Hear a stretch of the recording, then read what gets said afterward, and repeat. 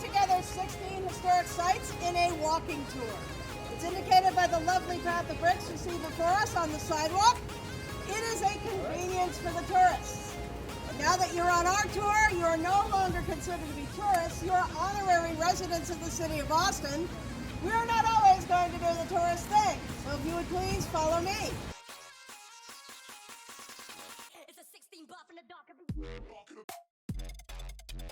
New State House stands now. There used to be a geological anomaly. It was a hill as tall as the top of the dome of the new State House. And that hill was not able to be built upon, but Puritans, being very resourceful people, they used it for another purpose.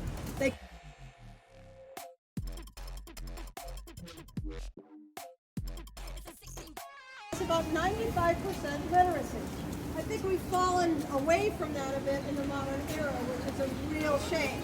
What this means is that these people are able to read and understand ideas for themselves. They're also able to understand their rights as individuals, and they're not shy about expressing those understandings.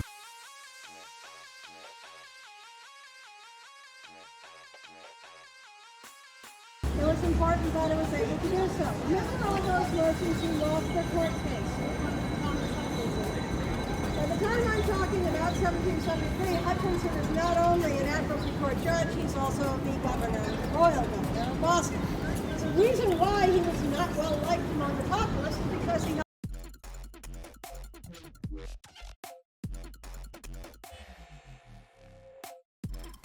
So that is it, everyone. Thank you for watching my Freedom Trail tour.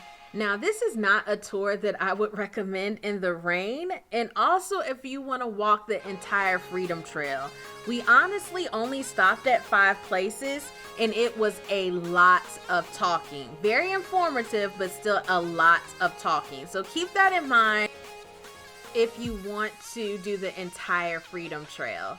So I hope you enjoyed. Thank you for watching and join on my next journey. Please like, comment, and subscribe. Until next time, bye-bye.